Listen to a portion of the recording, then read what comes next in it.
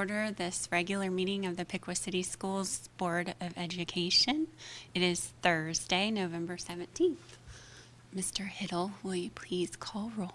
Mr. Mitchell. Here. Mr. Frazier. Here. Mr. Bostic. Here. Mr. Ford. Here. Mrs. McMacken. Here. Would everybody join in the Pledge of Allegiance? I pledge allegiance to the flag of the United States of America and to the republic for which it stands, one nation, under God, indivisible, with liberty and justice for all.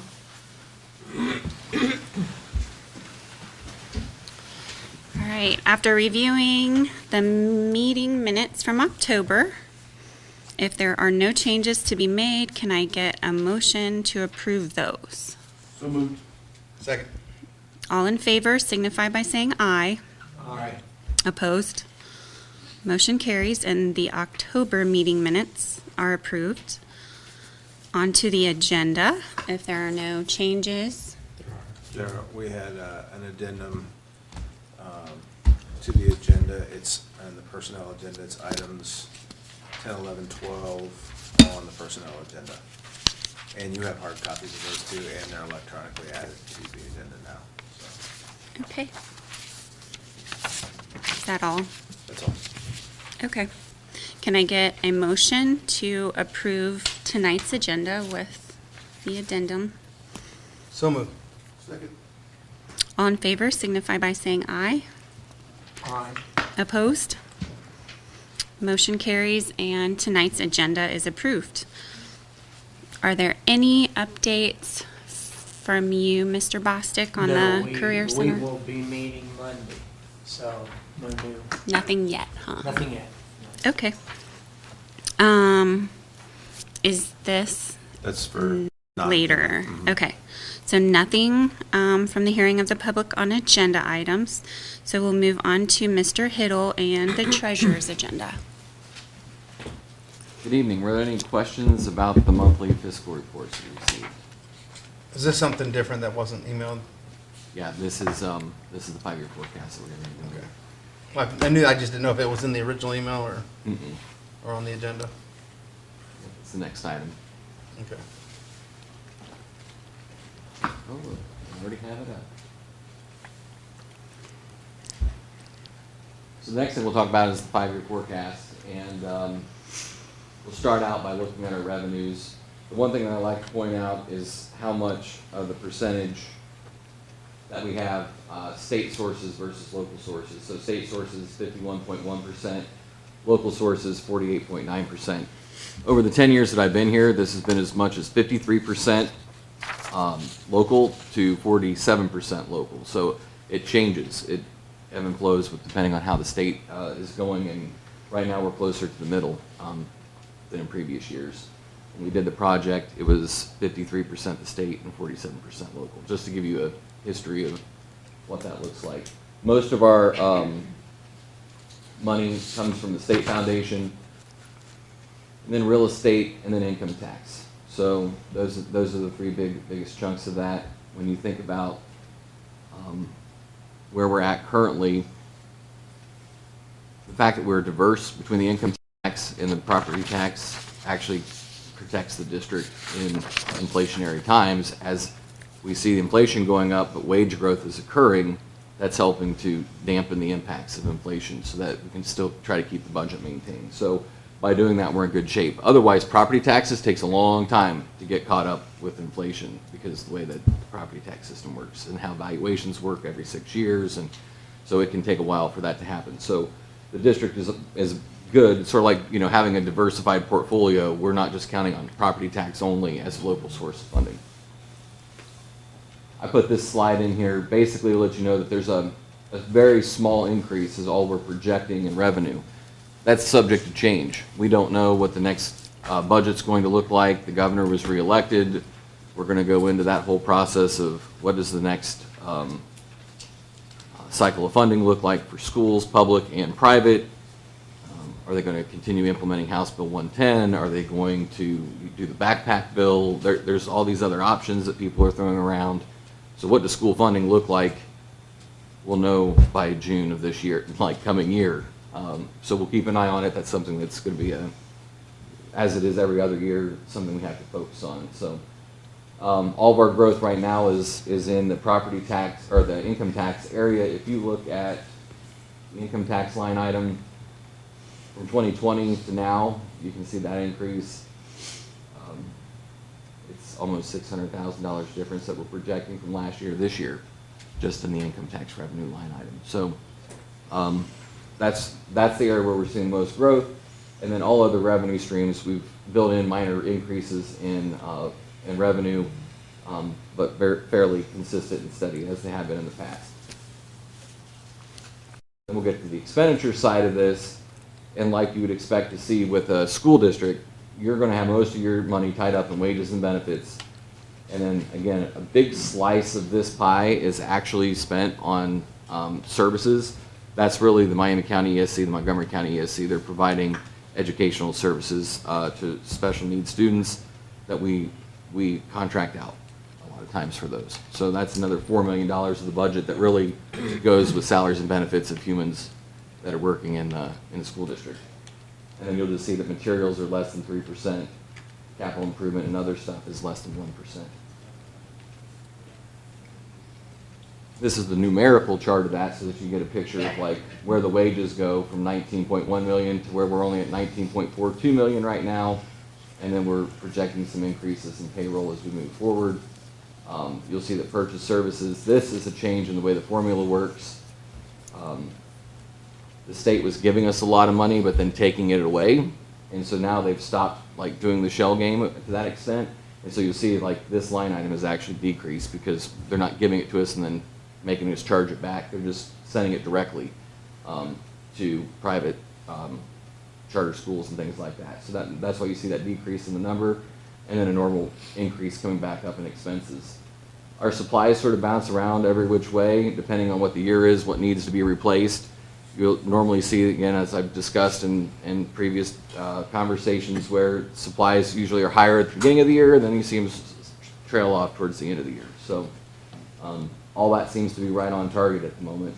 And then capital outlay is usually replacement equipment, things in the buildings, desks, those kind of things that pop up that we need to replace. Other than that, you'll see that our expenditures are really projected to stay almost the same as they were last year in this forecast. So we figured out a way to do that, and a lot of that has to do with the fact that we did not see an increase in health insurance. We actually saw a very slight decrease in health insurance. So that's a big line item when you get into the employee benefits here, and you'll see that it's pretty much staying the same, staying flat. So we got a handle on expenses for this year. I believe that we'll be remaining in the black, but we have these things to worry about. So I come with you good news, and then here's all the things that are out there that could happen. ESSER funds are going to be coming to an end. Not this fiscal year, but next fiscal year. Enrollment now matters with the formula. While we're at the cap and we're not getting paid what the formula says we should be getting paid, it still does matter over time. We got to keep an eye on that. Enrollment means, do we keep the same staffing levels? Do we need to decrease staffing levels? Because like many districts in the state of Ohio, enrollment is declining.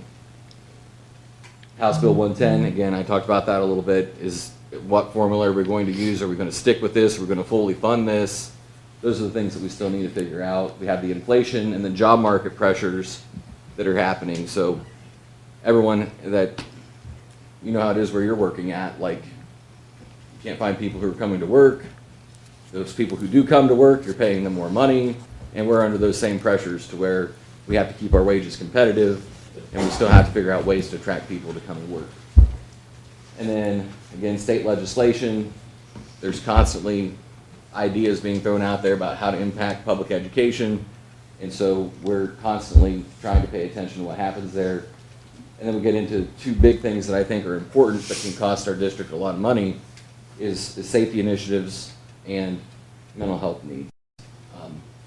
We do a lot with mental health, but the demand is still so high that we could really use additional mental health counselors, and we have police presence already, but how much more police presence do we want? And so those are things that can chew away at the budget very quickly as we move forward. So those are the things that I see as big potential impacts on the budget as we go forward. My last slide basically shows you that even if the whole forecast came to fruition, which by the time you get to years 4 and 5 of that forecast, it's highly questionable, we would still be in the same place, if not better, than what we were in 2020. And so financially, I believe the district is in sound shape as we move forward, and we're going to continue to stay in the black. We're going to continue to do our jobs to make sure that we are good stewards of taxpayer funds. We haven't asked for new money in 17 years for operations, and so our goal is to make that last as long as possible without asking for new taxpayer money. And that's all I have. If anybody wants to follow us, we're on all the different social media groups and hashtag We Are Piqua. That's what I got for that. Thank you. Any questions?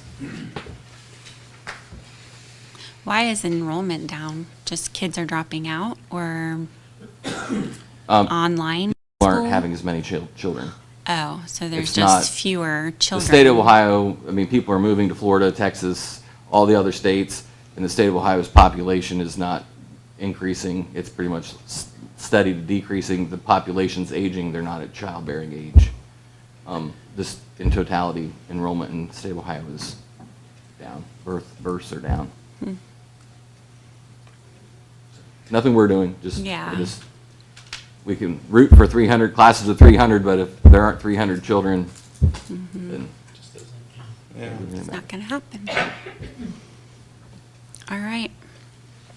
Well, if there's no questions, can I get a motion to approve the treasurer's agenda? So moved. Second. Okay, all in favor signify by saying aye. Aye. Opposed? Okay, motion, I guess, please call roll. I'm sorry.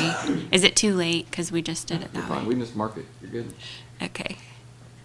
All right, motion carries and the treasurer's agenda is approved. Moving on to the superintendent's report. We were going to have a foreign exchange student come this evening and just share some of her experiences. They do that as part of their program. And she had indicated she was going to be here tonight, but I don't see her, so I'll follow up and find out why they didn't come. She did just switch from one house to another, so she might just be in that transition. So they just like to come and talk about, you've seen that before, where they'll come and talk about their experience. So I'll double check on that. Other than that, just thanks to the board for a great board work session that we had in Columbus at the Ohio School Boards Association. We did not take any action at that. We started around 9:30 and ended about 4 o'clock, so a lot of really good discussions. For people at home, we talked about everything from safety, our properties. We talked about the Premier Health contract and our turf project that's coming up. We talked a little bit about negotiations. We did a construction update. We talked about Title IX and all the legal updates with that, and a few other topics. Again, no decisions were made, no voting happened. It's very helpful to our work to have those conversations with you and to get your feedback and to help us with that direction. So thank you for that. We do have some great holiday events coming up. I just want to spotlight that is all listed on our website. Great events happening at the high school, from band to choir. The show choirs is performing. We have some programs at Spring Creek as well as the junior high school, and they're working hard on those programs. So please check out our website and welcome the public to those events.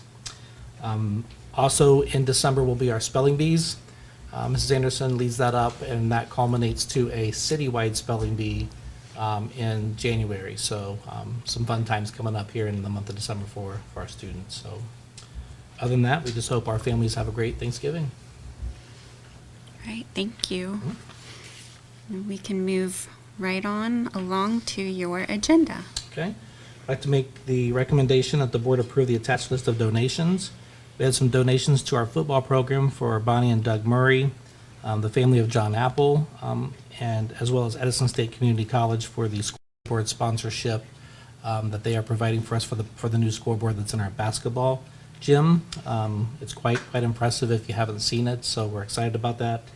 And the Piqua Education Foundation brought forth some grants for our students for a field trip, as well as for a trip to Edison State Community College to see their Macbeth play that they did here this last month, and that supported their reading program for language arts. So we appreciate those and recommend board approval for the enrollment of Madalina Suntov from Balto, Moldova, at the Piqua High School for the 22-23 school year as a foreign exchange student through the ASSE International Student Exchange Program. So this will be an additional student that will join us for the second semester. So when will she come? She'll here in December, Okay. leading into the January time period. So she should be arriving soon. Nice. Yeah, and that's it. Okay. Anybody have any other questions? Nope. Okay. Can I get a motion to approve Mr. Thompson's superintendent's agenda? So moved. Second. All in favor signify by saying aye. Aye. Opposed?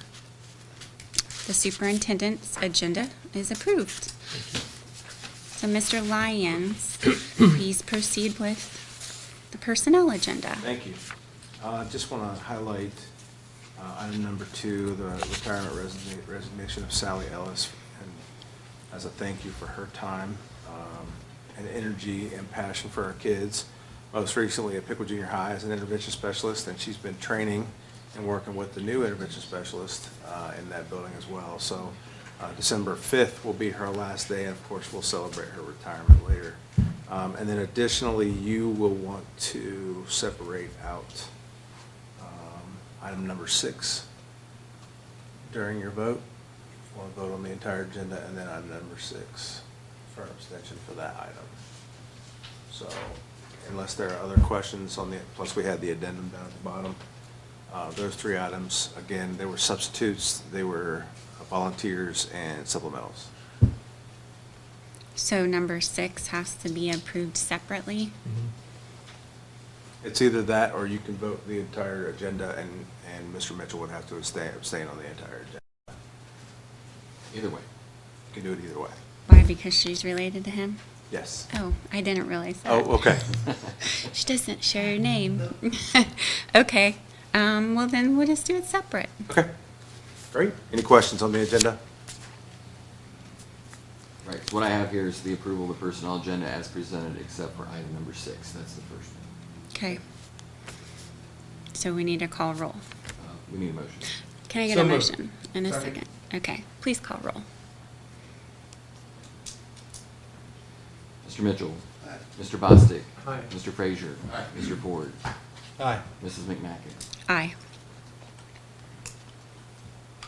And then we'll need a motion A second. Mm-hmm. for. Number a- 6. Yes. So moved. Second. And Mr. Hiddle, please call roll for the 4 of us. Mr. Mitchell. We'll have to abstain for that. Abstain.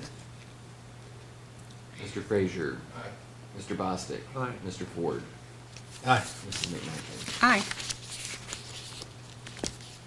All right, so the motions carry, and item 6 and the rest of your agenda have been approved. Thank you. You're welcome. All right, so no old business, but we do have a couple items under new business. So I think Mr. Hiddle. Yes, so the first item on there is, we're working through the security grant money that the district received. And so the first piece of this is SecureCom. This is to provide cameras throughout our new, throughout our primary buildings that are failing. So there's a bunch of exterior cameras. So the first quote is to replace those cameras in an amount of $31,802.40. And I attached all the documentation, supporting documentation behind that. We went out for bid for those, and that was the cheapest bid back, which is part of the federal procurement process. All right, so can I get a motion to approve this quote? So moved. Second. And I believe we need to call roll. Mr. Mitchell. Aye. Mr. Frazier. Aye. Mr. Bostic. Aye. Mr. Ford. Aye. Mrs. McMacken. Aye. Okay, so motion carries on that one, and the quote is approved. So we'll move on to this next quote. And the next one on there is to approve the quote from Silco to provide door alarms as part of the security grant in the amount of $37,486. This is to put alarms on each of the doors so that they get blocked open, that they make a screeching sound until somebody comes and unblocks those doors. This is a big safety feature considering some of the most recent school shooting incidences that's how they had access to the building. So we felt like the junior high and high school already have this in place, and we needed to do that at the rest of our buildings. What's the difference between the two companies? Do they not do the same thing? So we couldn't do everything with one, or just bid them both out separately? Because of what they are, yes. Eric specifies specific equipment, and I'm sure he can get into the details, but he specifies specific equipment. And Yeah. so we separated them out Okay, that's into fine. two different blocks. So those go on exterior doors only? Correct. Okay.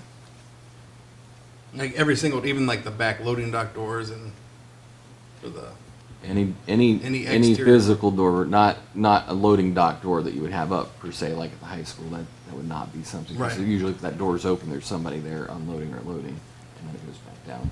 But this is for any entrance and exits that you would block open as a teacher or whatever to come in and out of the building. Or a student. I heard the one in the junior high. You know, It's loud. So they're annoyingly loud on purpose.